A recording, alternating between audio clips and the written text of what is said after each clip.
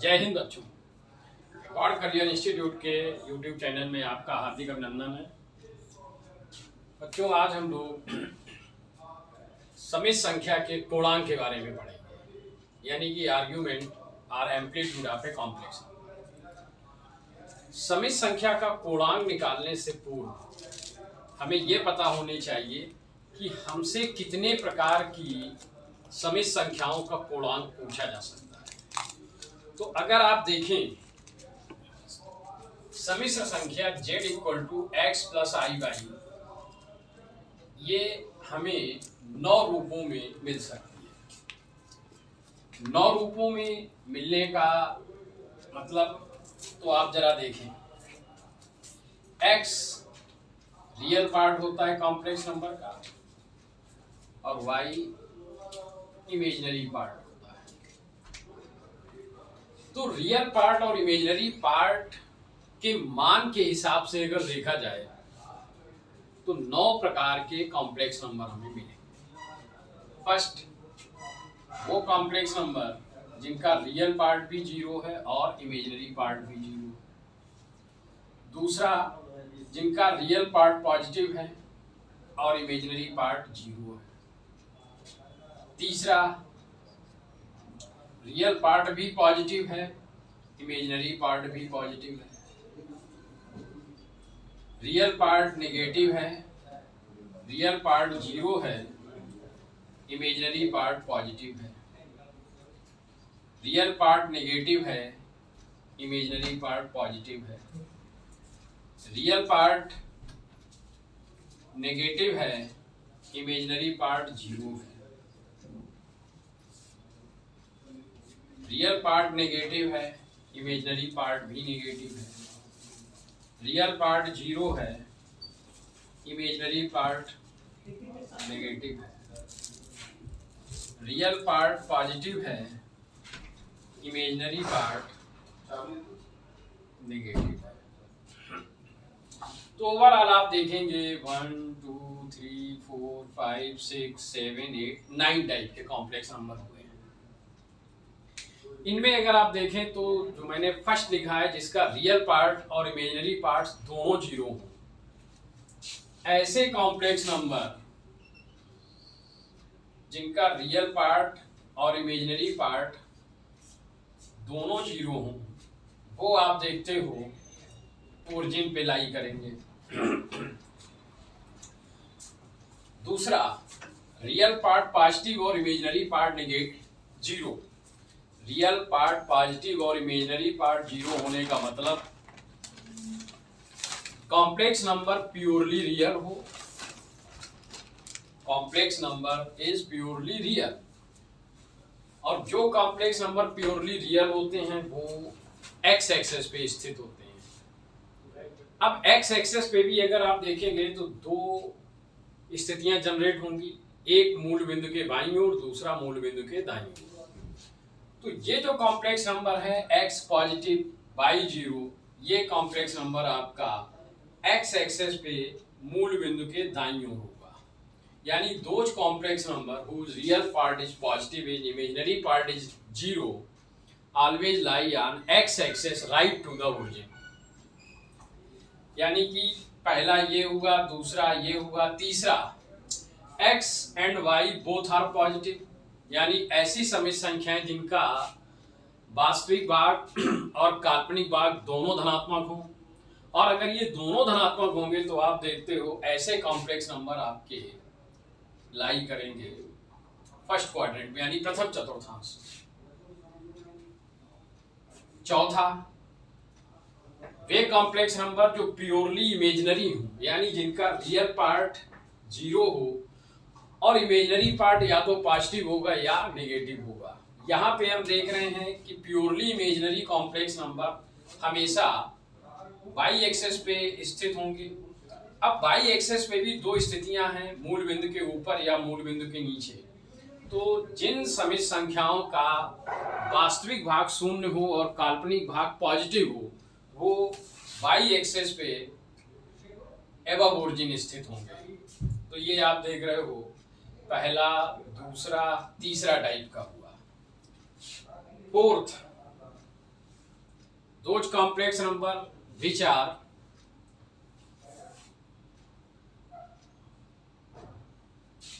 those complex number which are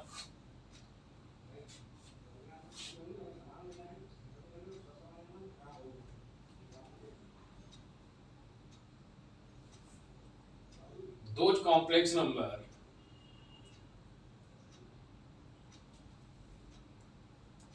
whose real part is negative and imaginary part is positive.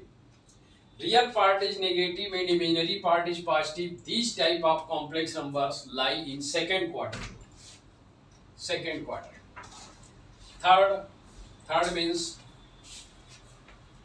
sixth, x less than 0. First, second, third, fourth, fifth, sixth, seventh, eighth and ninth. First आप देखें origin पे lie करेगा, second on X axis right to the origin, third in whose real part and imaginary part both are positive will lie in प्रथम चतुर्थांश यानी first quadrant.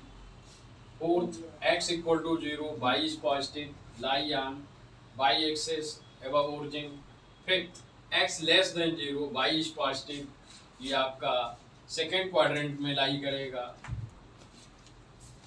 Seventh x less than 0 and y equal to 0। Sixth अगर आप देखें तो ये कहाँ पे लाई करेगा, on x axes left to the origin. Seventh x less than 0 and y is also less than 0, ये आप देखते हैं ये इस टाइप का कॉम्प्लेक्स नंबर थर्ड क्वाड्रेंट में होगा।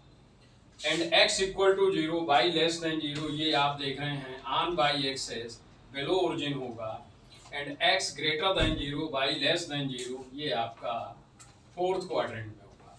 तो ओवरऑल अगर आप देखें तो 9 टाइप के कॉम्प्लेक्स नंबर, पहला, दूसरा, तीसरा, चौथा, पांचवा, छठा, सातवां, आठवां और नवां। अब जब आपको ये पता चल गया 9 प्रकार के कॉम्प्लेक्स नंबर मिल सकते हैं हमें, तो अब इनके हमें आर्ग्यूमेंट के बारे में सीखना है। अब डेफिनेशन आएगी कि आर्ग्यूमेंट होता क्या है। तो किसी भी कॉम्प्लेक्स नंबर का आर्ग्यूमेंट क्या होता है, इसको समझने के लिए आप देखेंगे,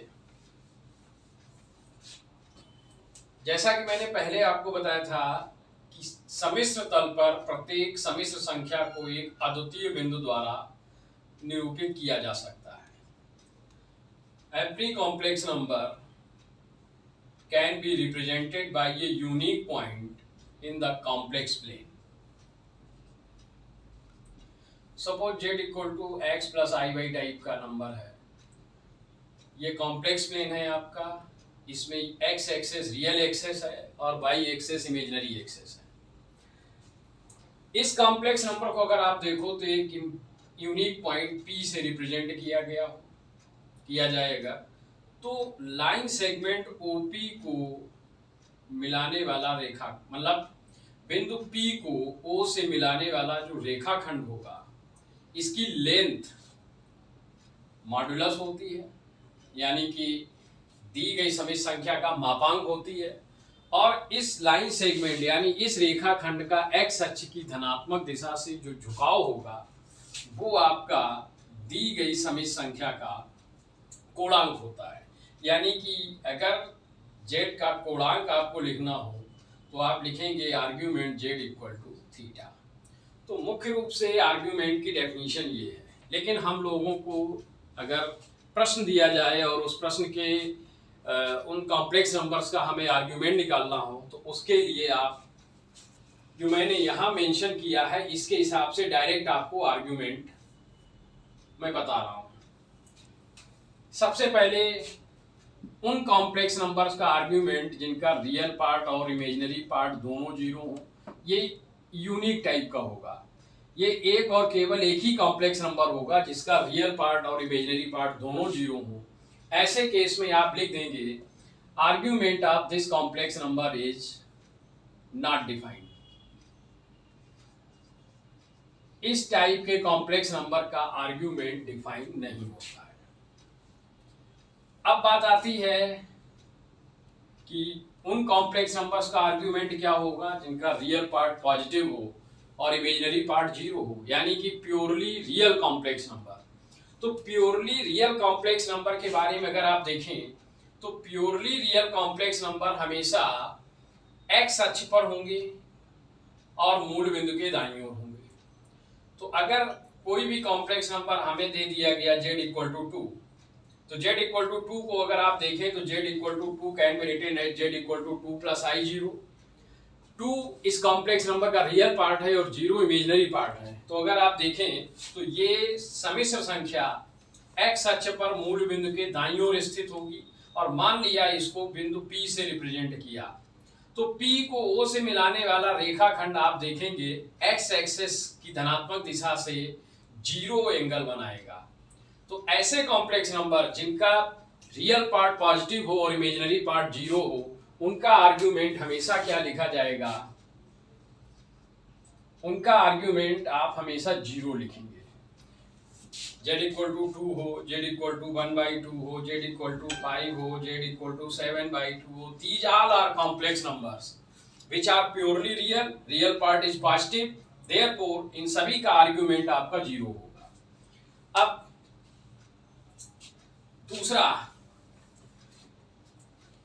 जो कॉम्प्लेक्स नंबर हमारा किस क्वाड्रेंट में हो? फर्स्ट में, यानी जिनका रियल पार्ट भी पॉजिटिव हो और इमेजिनरी पार्ट भी पॉजिटिव हो। एग्जाम्पल के लिए z equal to 1 plus i root 3।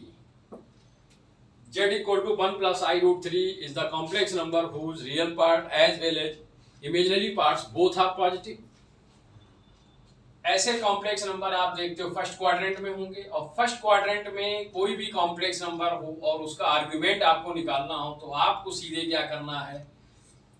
Imaginary part upon real part, और जो वैल्यू मिल जाए इसके बारे में सोचेंगे ये 10 कितने डिग्री या कितने रेडियन की वैल्यू है। तो आप जानते हो √3 इज द वैल्यू ऑफ 10 π/6, यानी कि √3 10 π/6 की वैल्यू है। तो जो आर्ग्यूमेंट होगा आपका उसको आप सीधे √3 is the value of 10 π/3। 10 π/3 that is argument is π/3। एक और एग्जाम्पल देखते हैं। Let z equal to 2√3 plus 2i। 2√3 plus 2i अगर आप देखें तो इसमें भी रियल और इमेजिनरी दोनों पार्ट्स पॉजिटिव हैं, यानी कि ये कॉम्प्लेक्स नंबर आप देखें फर्स्ट क्वाड्रेंट का है। और अगर ये फर्स्ट क्वाड्रेंट का है तो मैंने क्या बताया? Imaginary part upon real part, यानी 2/2√3।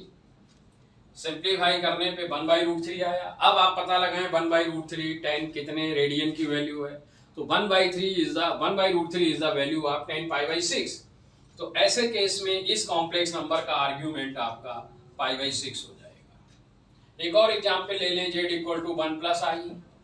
तो z इक्वल टू 1 प्लस आई में आप देखें रियल पार्ट और इमेजिनरी पार्ट दोनों 1 है।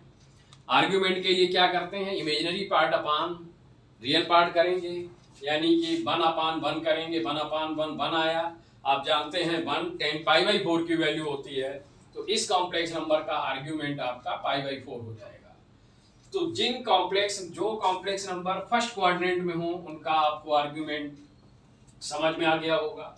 अब π/3 या ये सब लिखने के लिए मैंने जो चीज आपको बताई थी उसको भी समझना है।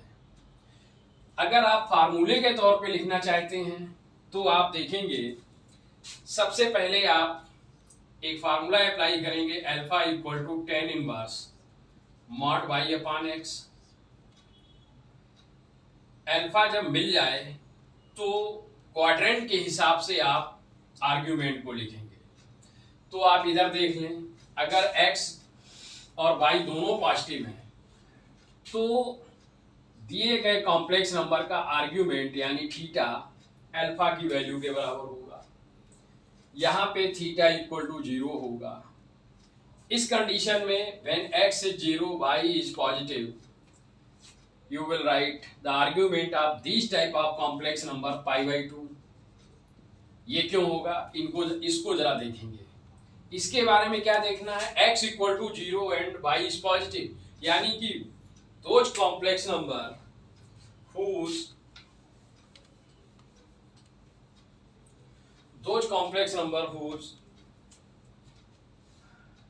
Real part is 0 and imaginary part is positive. ऐसे कॉम्प्लेक्स नंबर जिनका रियल पार्ट 0 हो और इमेजिनरी पार्ट पॉजिटिव हो, वो सदैव बाई एक्सेस पे मूल बिंदु के ऊपर स्थित होंगे। यानी कि अगर P से रिप्रेजेंट किया जाए इन कॉम्प्लेक्स नंबर को, तो P को O से ज्वाइन करने वाला लाइन सेगमेंट x एक्सेस की पॉजिटिव डायरेक्शन से कितना एंगल बना रहा है, पाई बाई 2। तो इन कॉम्प्लेक्स नंबर जहां पे आप निश्चित वैल्यू लिख रहे हैं उनका हमेशा आर्ग्यूमेंट आप देखते, जैसे x 0 y पॉजिटिव, तो ऑलवेज आर्ग्यूमेंट पाई बाई 2 लिखेंगे। ऐसे कॉम्प्लेक्स नंबर की एग्जाम्पल अगर आप देखें तो मैंने कह दिया z इक्वल टू 2y, तो z इक्वल टू 2y को अगर आप देखें तो 0 प्लस 2y लिख सकते हैं। यानी कि x की वैल्यू क्या है 0, y की वैल्यू 2 है जो कि पॉजिटिव है, तो आप आर्ग्यूमेंट्स हमेशा पाई बाई 2 लिखेंगे। एक और एग्जाम्पल ले लें, z equal to i by 2, z equal to 5i, z equal to 7 by 3i। These all are complex number which are purely imaginary and imaginary part is positive. Therefore, ऐसे सभी complex number का argument pi by 2 होगा।